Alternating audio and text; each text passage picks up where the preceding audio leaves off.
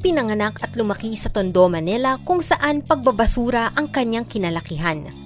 Maswerteng nakapasok sa showbiz at naging isang sikat na aktor noong 90s. Nag-umpisa ang kanyang political career taong 1998 bilang councilor ng Maynila at naging vice mayor noong 2007 at 2013. Nagsilbi din siya bilang chairman of the board ng North Luzon Railways Corporation at bilang undersecretary ng Department of Social Welfare and Development nang i-appoint siya ni Pangulong Rodrigo Duterte. 2019 naman nang manalo siya laban kay Joseph Erap Estrada para sa pagka-mayor ng lungsod ng Maynila. At ngayon, tanggapin niyo po ang aplikasyon ko. Buong kababaang loob. Ako po ay tumatakbong Pangulo ng bansa at aplikante ninyo.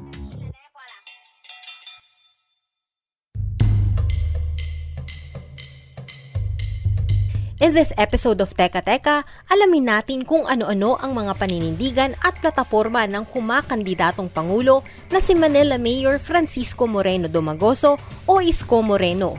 I'm Izzy, PumaPodcast.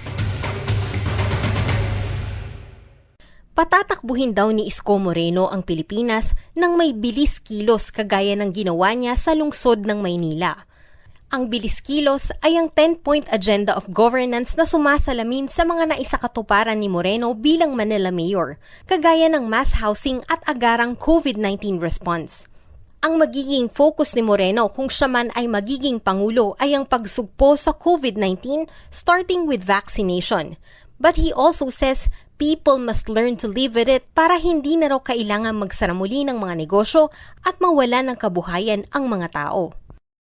I will devote the first 2 years of my administration towards reinforcing our health system to best cope with the pandemic. Looking at the future possible outbreaks and be prepared for the same in any case or eventuality.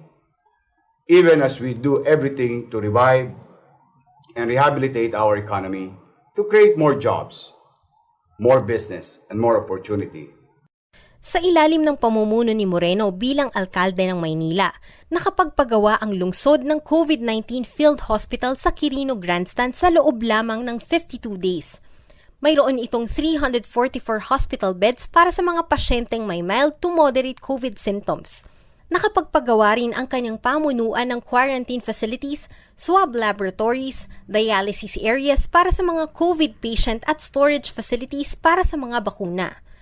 Plano rin niyang i-rehabilitate ang mga micro, small and medium enterprises or MSMEs sa pamamagitan ng isang Marshall Plan o yung European Recovery Plan na ginawa matapos mangyari ang World War II. Kasama sa planong ito ang pagbibigay ng mga local government units or LGUs ng loans through the Mandanas ruling. To assist and extend financial assistance to MSMEs to get back on their feet through zero-interest bridge financing. The impact of several lockdowns have wrought havoc on their operations, whether in tourism, related services, retail, and even manufacturing.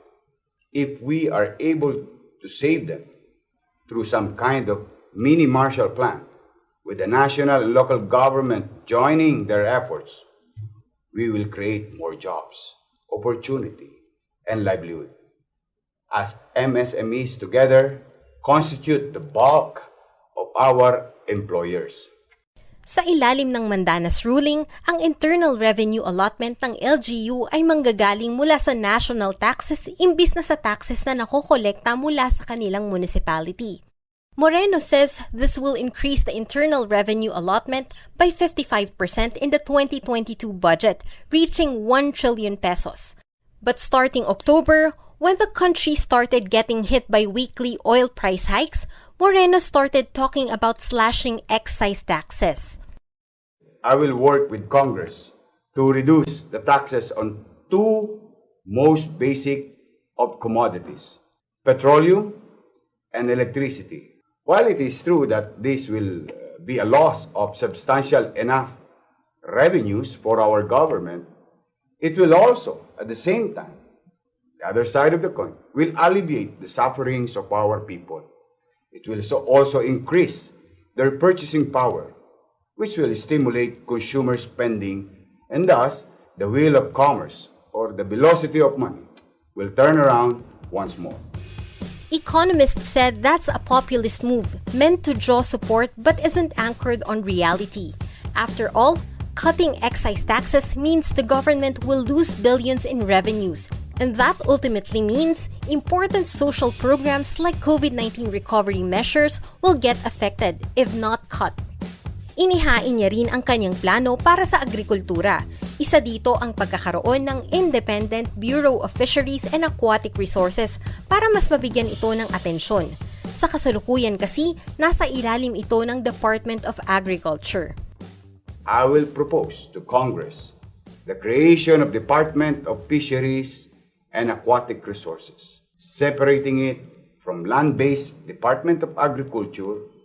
After all, there can be no experts in fisheries who is also expert in land-based agricultural endeavors. We will have to modernize our agriculture. Technology must be adopted by our farmers, and it will be available, be it especially in the production technology or in post-harvest and storage facility, including adequate cold chain facilities. Bukod pa rito, iminumungkahi ni Moreno ang pagpapagawa ng mga cold storage facilities sa mga probinsya na magagamit ng mga magsasaka at mangingisda para panatilihing sariwa ang kanilang mga produkto at maibenta sa mas mataas na presyo.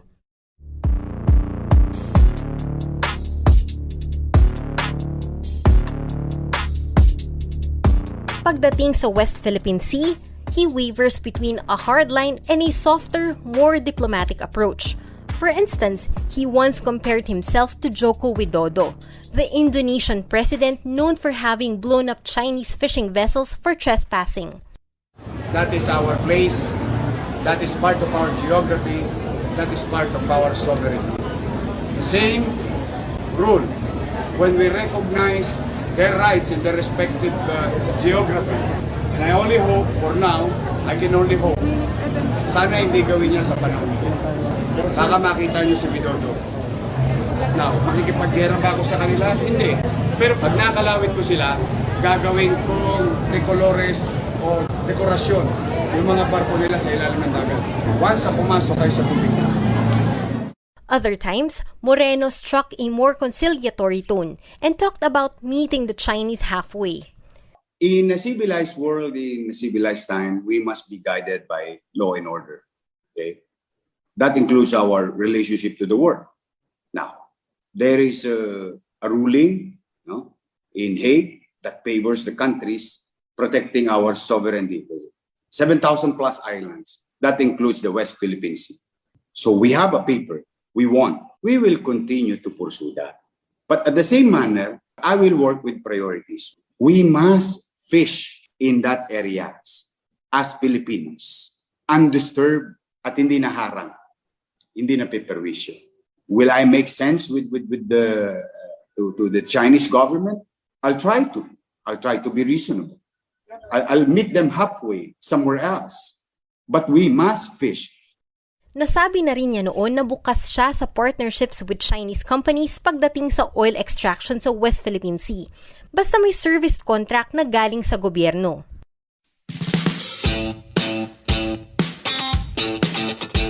Pinangako din ni Moreno na hindi kalilimutan ang mga miyembro ng lesbian, gay, bisexual, transgender, queer, and intersex o LGBTI community sa ilalim ng kanyang administrasyon at sinabing nirerespeto niya ang komunidad.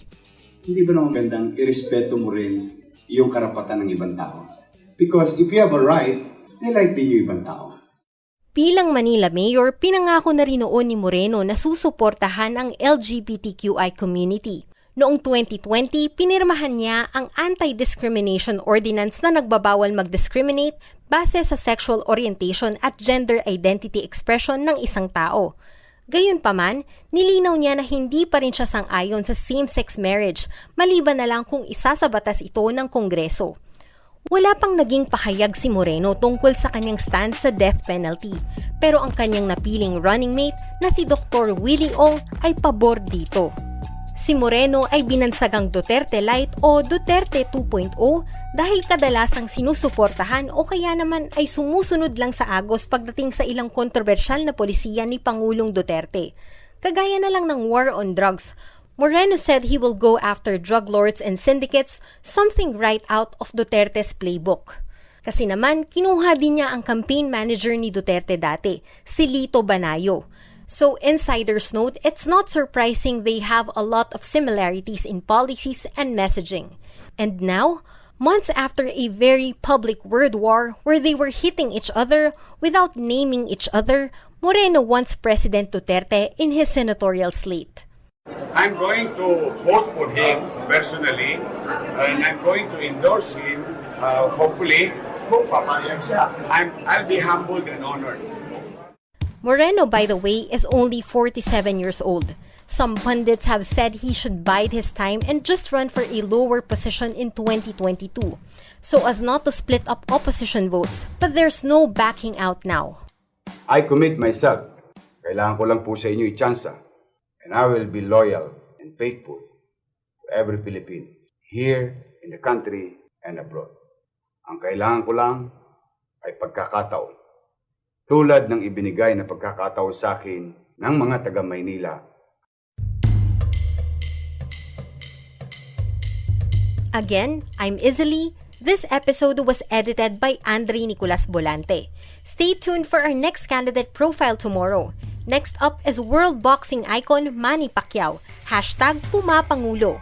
Follow Teka Teka and PumaPodcast on Spotify or wherever you listen to podcasts. Maraming salamat po at Happy New Year!